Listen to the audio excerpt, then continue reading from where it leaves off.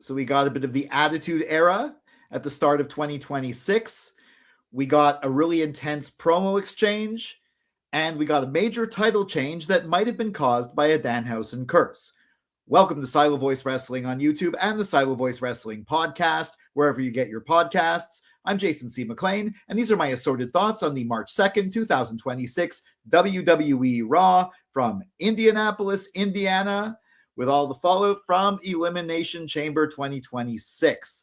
I'm recording this the next night, March 3rd, 2026. It's around 11 o'clock at night. I just recorded my review of Elimination Chamber. That's probably going to take me a little bit longer to edit, put all the images on, so I don't know when this is coming out. Hopefully they'll come out soon enough. But yeah, at the beginning of this show, or just near the beginning, it kind of felt like the Attitude Era with LA Knight in the ambulance driving Paul Heyman away after Jimmy Uso came out of the car and attacked Austin Theory. LA Knight in the Stone Cold role, like a hospital attack. People are making references online. It felt like a little bit of an Attitude Era Raw in the middle of the what do you call this? The Triple H, the Paul Levesque era, the Renaissance era. But it was fun. It was good to see. It was a good thing. But of course, it started off intense with Paul Heyman being attacked eventually by Seth Rollins. After I think maybe Seth Rollins is starting a new faction with all his students. That's all these guys in the hoodies. It's the Seth Rollins hoodie faction. I'd be okay with that. Maybe they'll fight the Vision. Obviously, they're setting up for a tag team match. I guess it's going to be Logan Paul and Austin Theory versus the Usos for the tag title. But where does that leave Seth? Well, if Braun Breaker comes back, great. If not, I don't know. Maybe my brother suggested maybe Brock Lesnar, to defend Paul Heyman. Now that Paul Heyman's been injured, he's like, screw this open challenge. I'm going to just go after. Seth Rollins. Where does this leave LA Knight? We don't know, but we left him driving an ambulance. I don't know what he did with Paul Heyman. Of course, there was the match a little bit later to reinforce the whole tag team feud, Jimmy Uso versus Austin Theory, that ended in a total schmoz, and Jey Uso came down. Now, the Jey Uso being taken out was obviously just because Bronson Reed was supposed to win that match, and on the fly they had to put somebody. They had to have somebody win it, but they wanted to get someone from the Vision in the chamber, so they wrote that in. But that's creating drama. It's a reason for this feud, even if it's not eventually revealed that it was the Vision who attacked Jey Uso. It could be, but you know what? Maybe it could be somebody else. It's still going to lead to that match. It was a fun, hot start to Raw. They've been doing this a lot lately. I really like it, and I really like the nod to the Attitude Era. Now, at the end of Raw, we got another intense promo exchange between the night 2 main event, which I'm sure is going to be CM Punk, World Heavyweight Champion, and Roman Reigns. Punk interrupted him right away.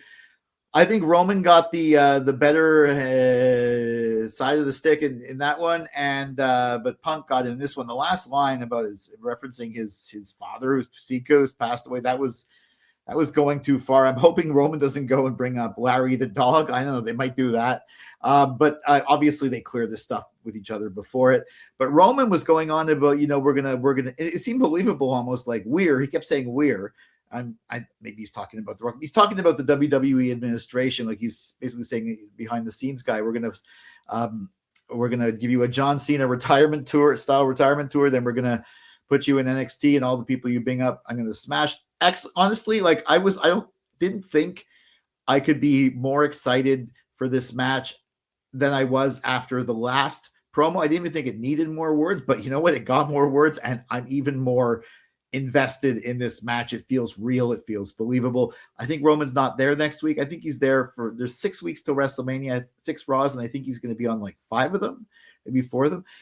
Honestly, keep bringing this. Maybe do one at the beginning of the show. I don't know. Keep bringing this. Like, I didn't think it could get even more intense. It did. Maybe it's got to get physical now before. Maybe he keeps referencing his cousins. Maybe bring the Usos into it, although I don't think so. I hope they don't bring The Rock into it. I hope they don't somehow stick Seth in this match, because that was the 3-way last year at WrestleMania was fine. But you know what? No, we need Roman versus Punk one-on-one main event. And I'm now even more invested in this. I also liked the bit with Danhausen. I didn't know what to think of him, but he was funny. His bit with Adam Pearce and Judgment Day, and then he cursed Dom. And Dom lost the Intercontinental title. I mean, it's sort of a general story about, Finn not wanting to help out Dom because Dom is going to go at it alone because Finn had convinced him to do that.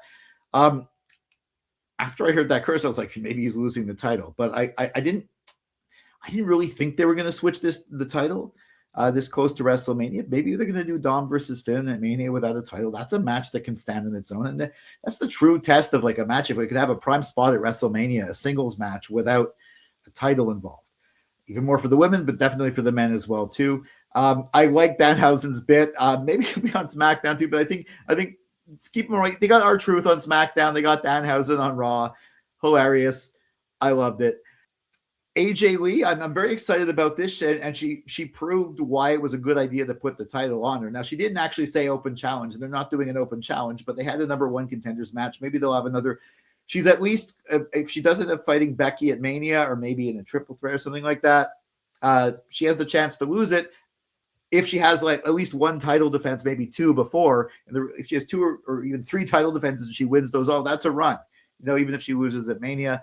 I don't know how long she's sticking around after Mania, but I'm actually, I think it was definitely a good idea to put it on the Chamber because I want to see Women's Intercontinental title defended a few times and then defended at Mania. It's definitely feeling like a major championship now. Or as for the gauntlet qualifying match, let's see. We have Lyra Valkyria, Bayley, Asuka, Ivy Nile, Raquel Rodriguez, and Io Sky. Now, Asuka, I definitely want her in the tag team scene or maybe in a match with Kyrie. The bit with AJ Lee getting shocked when Asuka called Kyrie and like saying to Kyrie, like, you okay there? That just shows that those two need to be connected. So I don't think Asuka, maybe she'll win the match and lose to AJ. I don't know, but I definitely want her more in the tag team scene. Lyra, same thing for Lyra and Bayley.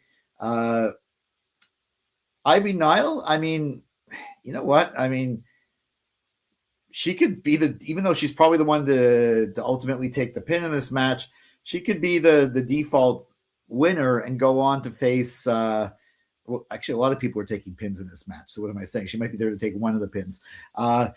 But she could be the default winner to go on just to lose to AJ because you don't necessarily want some of these other ones maybe losing to AJ. Raquel Rodriguez, though, I could see her going for the IC title. I could see Io Sky going, but I don't think Io Sky is going to win this challenge because I think Io Sky is going to go to SmackDown and maybe somehow challenge for the US title, even though Rhea came out, gave a promo, gave her a bye for now kind of statement saying, I'm going to SmackDown, you hold down things on Raw. I think Io might follow her to SmackDown. In fact, I think after Mania, even whether they win or they don't win their matches, I think they might be in the tag team scene, but maybe more aligned with SmackDown, move there from Raw. Who knows? But I'm definitely interested to see this, and I definitely like where this is going, even though I don't exactly know where it's going in the early steps or the ultimate steps. Although I think the ultimate step is AJ against Becky again. I also really loved Liv's recorded promo, like saying, yeah, I had the privilege. Sucks to be you. I mean, she's really embraced the heel character. Now we had Gunther versus Dragon Lee. And I didn't realize, I thought this was just going to be a total squash, but Dragon Lee had some hope spots. I mean, ultimately Gunther, I even thought he might have beaten Gunther by countout. You could see that happening. That would cause Gunther to get mad for another match. I still think ultimately this is leading to Rey Mysterio versus Gunther at Mania. But I mean, Gunther eventually tore off his mask, so he tapped out for that. It shows Gunther doesn't respect luchadors, which again could be leading to him and Rey Mysterio. But it was a good match. It was a better match than I thought it would be. And we didn't have a match, but we had a little confrontation between Obafemi and Rusev. Rusev called him out, and they had a fight, and they're going to have a proper match next week, along with that women's gauntlet match. That's the next Raw looks pretty good, and I think on Raw, Obafemi's getting real challenges, big guys, whereas on SmackDown he's just squashing people. Maybe they're just trying out both ways to see which one he gets over more as, or maybe I think for the time being, he's going to be doing two things on two different shows until we get to WrestleMania, and then eventually maybe he'll pick a show. And the original El Grande Americano, Chad Gable, beat Rayo Americano. I don't know if that's Pete Dunne or Tyler Bate, one of the two. He even mentioned, like, it's like, I think Cole was going on about, oh, it looks like he has a British cast wrestling background or something like that. Yes, we know who he is. Like, it's still a really good match, despite the gimmicks, but the gimmicks make it interesting. Of course, this real story, I was thinking he was going to play off at a mask versus mask match. And eventually it might, but I think that might be on AAA, not necessarily on WrestleMania, or they're going to be in one match, the Rey de Reyes match on AAA, and one match on WrestleMania. My brother and I sometimes watch the AAA after Raw, but it's from the night before. So I realized if I listened closer to the commentary, it might have actually spoiled some of this stuff. Also, I really enjoyed Javon Evans' promo. I'm not sure if it was between the commercial breaks or not, but it was really funny. He's trying to get Yurt over. I don't know if he's going to do that, but he's definitely very entertaining. So these were my assorted thoughts on the March 2nd, 2026 WWE Raw from Indianapolis, Indiana. Did you agree with my assorted thoughts? Let me know in the comments.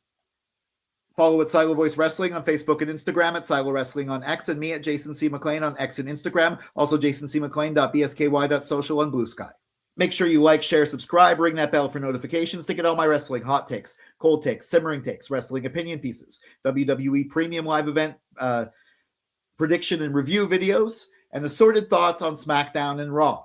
I'll be back with my assorted thoughts on SmackDown. Until then, for Silo Voice Studios in Montreal, I'm Jason C. McLean.